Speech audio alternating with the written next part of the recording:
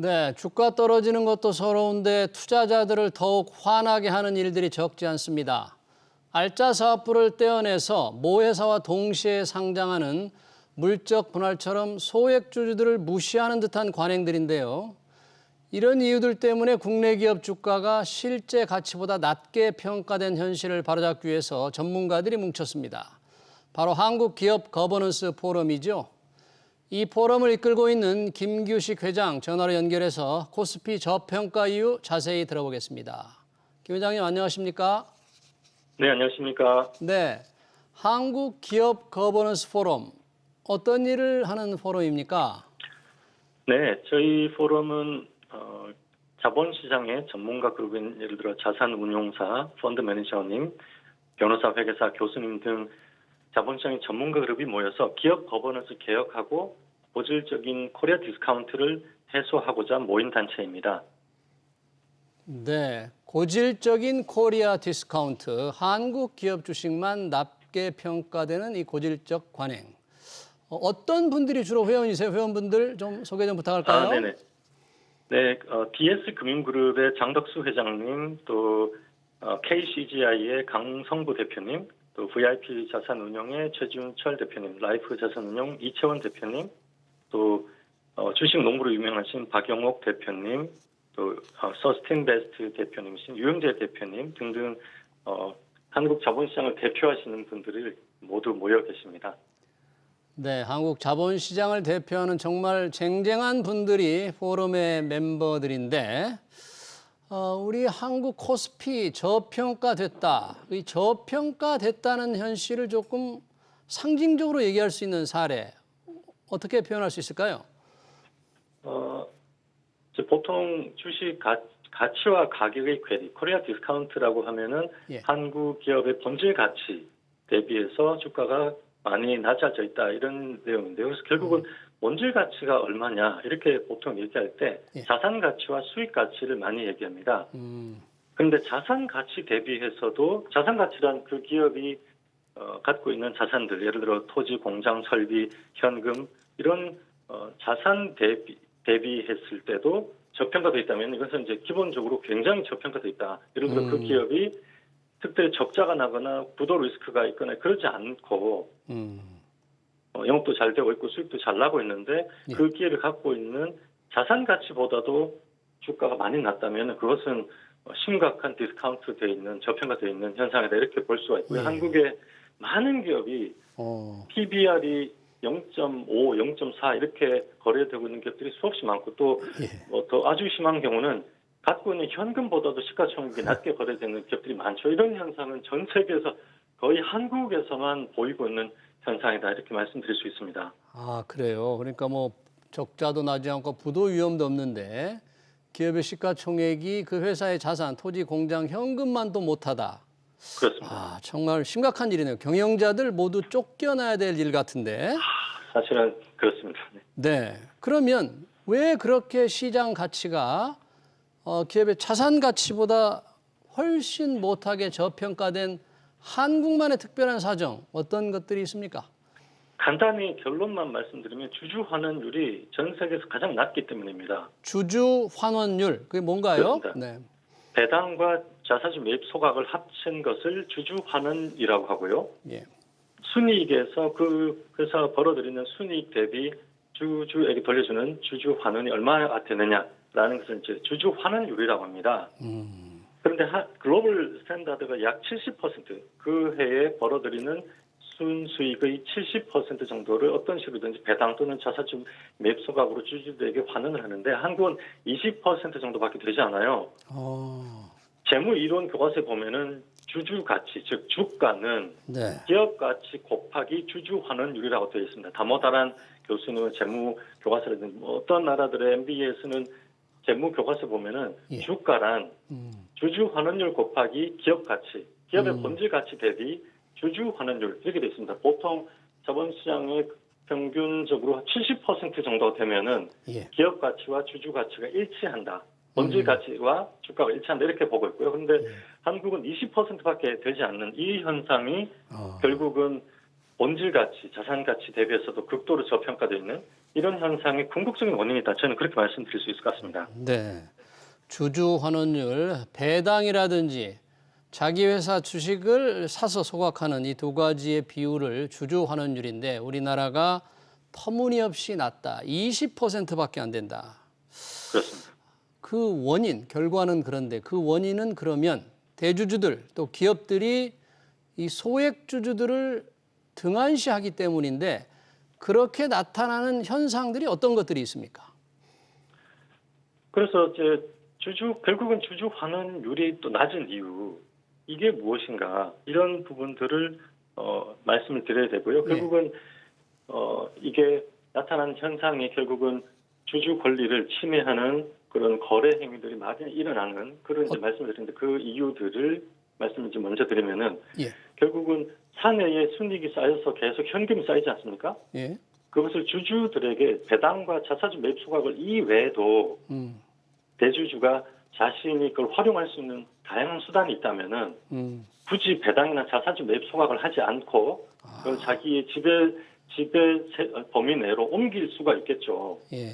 만약에 어떤 나라에서 사내에 유보되어 있는 쌓이는 현금들을 배당 또는 자사주 매입 소각이라는 주주 환원 이외에는 다른 방법으로 지배주주가 자신의 지배 범위 내로 옮길 수 있는 다른 방법이 없다면 그러면 배당과 자사주 매입 소각을 하겠죠. 네. 그런데 한국은 다양한 자본 거래를 통해서 굳이 뭐 횡령, 배임 이런 거 아니더라도 다양한 합병, 인수, 분할, 교환 등등의 다양한 그런 자본 거래를 통해서 사내에 유보되어 있는 그 현금들을 지배주주의 세력 범위로, 즉 지배력을 확대하는 할 수 있는 다양한 수단들이 허용되어 있습니다. 법적으로. 네. 예를 들어서 지금 이제 합병이 늘 문제가 되었었는데 삼성물산과 제일모직 간의 합병 비율 불공정에서 나타나듯이 네. 합병 비율이 시가로 결정된다든지 또 의무 공개 매수 제도가 없어서 대주주가 자신의 경영권 지분만을 높은 프리미엄을 받고 양도한다든지 또는 다른 나라에서는 자사주에는 신주 배정이 안 되는데 한국에서는 유독 희한하게 자사주에 대해서 신주 배정을 한다든지 등등 다양한 이런 현상과 방법으로서 사내에 유보되어 있는 현금을 주주들에게 돌려주지 않고 네. 지배주주의 세력 범위 내로 지배력 강화를 위해서 활용하는 수단들이 많이 있고 실제로 그렇게 하고 있다는 거죠. 그것이 주주 권리 침해 현상으로 나타나고 있습니다. 그렇군요. 지배주주들이 합병, 인수, 분할 등의 형태를 통해서 지배주주의 지배력을 강화하는 방식을 이용한다.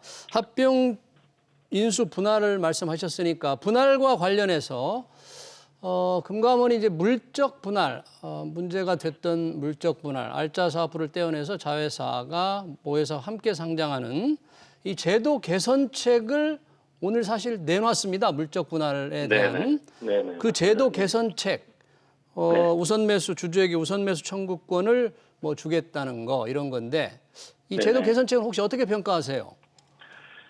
일단 지금까지 이번 현 정부가 들어서기 전에도 주주 권리 보호 방안을 공정 3법이라든지 다양한 형태로 제기되었지만은 이번에 금리가 물적 분할 동시 상장 때 주주 보호 방안을 내놓은 이 방안이 가장 망라적이고 종합적이고 고심의 흔적이 곳곳에 보이고 있어요. 그래도 정말로 진심으로 이러한 물적 분할 동시 상장을 의해서 주주 권리가 침해되지 않도록 하려고 정말 신경을 많이 쓰신 그 흔적이 곳곳에 보여서 정말 노력을 많이 하셨구나라는 생각도 들고 이렇게 또 우리는 한 걸음 더 전진하는구나라는 마음이 들어서 그런 쪽으로 이제 마음이 기쁜데 그런데 주주 보호 방안만 보면은 제가 이걸 관련해서 기자회견도 했었습니다만은 주주 보호를 위해서 턱없이 부족하다. 이걸로는 사실은 지금부터 이제 시작이다. 이 금융위에서 내놓으신 방안으로는 주주 보호가 안 될 것 같고 지금부터 이제 주주들이 더 또 어떤 주주 권리를 찾기 운동을 한다든지 이렇게 해서 해야 되는 것이 이번에 나온 예를 들어서 신주 우선 배정은 이제 유보했고요. 그거는 사실 뭐 실무적으로 좀 어렵다고 하시니 접어두기로 하더라도 예를 들어 주식 매수 청구권을 이제 도입을 하셨는데 반대 주주 주식 매수 청구권이 지금 합병 또는 주식 교환 이런 때 반대 주주가 주식 매수 청구권을 행사할 때 시가로 두 달, 한 달, 일주일을 산술 평균한 시가로 네. 행사 가격을 결정하게 돼 있거든요. 예. 그런데 삼성물산, 제일모직 등의 수없이 많은 그런 뭐 동원산업, 동원 엔터프라이즈라든지 이런 또는 뭐 여러 가지 사안들에 있어서 그 시가라는 것이 아까 말씀드렸다시피 자산 가치 내지 또는 수익 가치의 그 기업의 본질 가치들이 극도로 저평가된 경우는 또 저평가되어 있는 시가를 활용하게 그렇죠. 되는 셈이다. 오히려 주주들을 그 저평가된 상태에서 내쫓아버리는 수단으로 변질될 수 있다. 아, 그런 저평가가 두 달만 유지가 되겠습니까? 2년도 되고 3년도 되는데 예. 두 달 정도 시가를 그 평가해서 산술 평균해서 그 가격으로 주주 보고 나가라 그러면 피눈물이 날 수밖에 없는 거죠. 그렇죠. 그래서 이것은 주주 보호 방안으로서 매우 미흡하다. 만약에 하신다면은 공정 가격으로 자산 가치와 수익 가치를 3대 2로 평균해서 만들어지는 그 상증법상의 공정 가치 산식이 있거든요. 예. 상속증여세법에서 자산 가격을 결정하는 그 상증법상의 산식이 있으니까 그러한 공정 가치, 수익 가치와 자산 가치를 종합한 공정 가치를 기준으로 행사 가격을 결정하도록 해야 된다. 네. 저는 계속 그렇게 말씀을 드리고 있고요. 예. 금융위께서는 그 부분을 신경 쓰셔서 다시 제도적 보완을 해 주십사 이렇게 말씀드리고, 그리고 저희가 가장 중시하고 말씀드리는 부분이 이번 금융위 주주 보호 방안에도 들어가 있습니다만은 네. 자회사 지분을 모회사 주주들에게 배분하는 겁니다. 글로벌 스탠다드는 물적 분할에서 동시 상장하는 경우에 네. 자회사 주식을 모회사에게 50% 이상 배분합니다. 아, 그래요. 자회사 예, 그게 글로벌 스탠다드입니다. 모회사 주주에게 자회사 지분 50% 이상 배분해야 된다. 해야 된다. 한국도 2011년도에 상법이 개정되면서 그러한 주식 배당이 허용되어 있어요. 그런데 문제는 이런 경우에 물적 분할과 동시 상장을 하면서 이루어지는 주식 배분은 예. 주식 배당이 아니란 말이에요. 번 돈으로 주주들에게 그걸 나눠주는 주주 환원이 아니라 일종의 자본 재조정이기 때문에 네. 외국의 경우는 과세 이연해 줍니다. 그 주식이 자회사 지분이 모회사 주주들에게 이전될 때 과세하지 않아요. 주식 배당으로 보지 않고 과세하지 않습니다. 예. 그래서 한국도 빨리 시급히 지금 금융위께서 이런 주식 현물 배분을 이번에 상장 거래소가 상장할 때 얼마만큼 주주 보호 방안을 배려했는지를 검토하는 아주 중요한 부분으로 주식 현물 배분을 이제 넣어 놓으셨더라고요. 예. 그래서 그 부분 정말 저희가 감사드리고 고민을 많이 하셨다고 이제 감사드리는데, 그런데 그보다 더 중요한 것이 50% 이상 현물 배분을 하도록 유도해야 되고 거래소가 네. 그걸 유도해 주셔야 되고, 그보다 더 시급한 게 과세 이연 제도를 빨리 도입하셔야 됩니다. 예. 그래야지 주주들도 기업들도 그 현물 배분을 하면서 부담 없이 그렇게 주주 배려를 할 수 있는 거거든요. 그래서 저희는 다른 여러 가지가 있지만 그 두 가지 빨리 주식 매수 청구권 행사 가격을 공정 가격으로 예.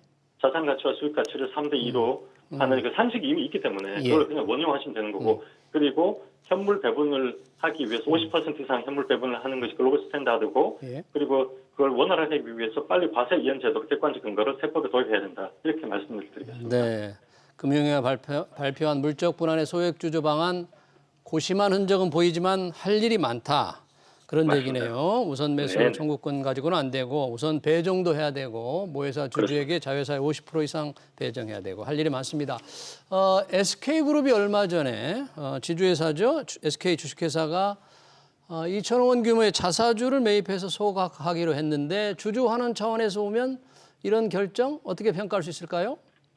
지금 매우 고무적이고 SK그룹이 걸어가는 지금 행보를 보면서 드디어 한국이 저희 기업 거버넌스 포럼에서 생각하듯이 우리 이 SK그룹의 행보가 SK그룹만의 행보가 아니라 모든 그룹에 걸어가야 하는 길이다. 이렇게 보고 매우 고무적으로 생각하고 있고요. SK그룹이 지난 서울 이동통신을 인수해서 이제 그룹이 도약을 해온 이후로 M&A를 통해서 성장을 했지 않습니까? 네. 그래서 이전에는 그룹이 작은 규모일 때는 작은 규모의 M&A를 했지만 지금은 글로벌 기업이 됐고 SK 하이닉스는 또 글로벌 기업을 갖고 있고, 이제 이 단계에서 더 높은 성장을 하려면은 글로벌 수준의 M&A를 해야 됩니다. 네. 예를 들어서 지금 ARM이라는 그 암이라는 그 기업을 인수하려고 지금 접촉 중이라는 기사도 나고 있는데 암은 네. 60조, 70조 되는 수준의 매매 예. M&A 규모가 되지 않습니까? 그러면은 이 60조, 70조를 다 현금을 주고 인수할 수가 없어요. 그러면 네네. 글로벌 시장에서 M&A가 주식 교환 방식이라든지 주식 배분 방식이라든지 이렇게 주식을 통한 자본 거래를 통한 합병이라든지 이렇게 인수라든지 이런 방식을 써야 된다는 거죠. 또 예. 한국에서는 경영권 지분만 30%만 인수하면 되지만 외국의 기업은 100% 다 사야 됩니다. 네. 한국만 경영권 지분만 인수하는 거예요. 의무 공개 매수자가 없기 때문에 이것이 글로벌 스탠다드와 완전히 동떨어지는 건데 그렇다면은 어마어마한 현금이 들어가는데 이걸 다 현금 주고 살 수가 없는 거죠. 그러면 예. 결국은 M&A를 주식 교환이라는 주식을 이용한 방법을 써야 되는데 그렇다면은 현재와 같은 코리아 디스카운트 멀티플 아주 저평가 때문에 이런 멀티플로는 할 수가 없습니다. 너무 알겠습니다. 주식 네. 가치가 너무 시작되기 때문에 알겠습니다. 네. 그렇습니다. 결국은 현금이 아닌 주식으로 살려고 그래도 주식이 제대로 평가를 받아야 된다. 그러려면 소액 주주들을 좀 더 신경을 써야 된다. 뭐 그런 얘기네요. 그렇습니다. 네, 중요한 기업 관련 얘기 시간 관계상 여기서 마쳐야 될 것 같네요. 코스피 네. 구하기 운동을 벌이고 있는 김규식 한국 기업 거버넌스 포럼 회장이었습니다. 회장님 고맙습니다. 감사합니다.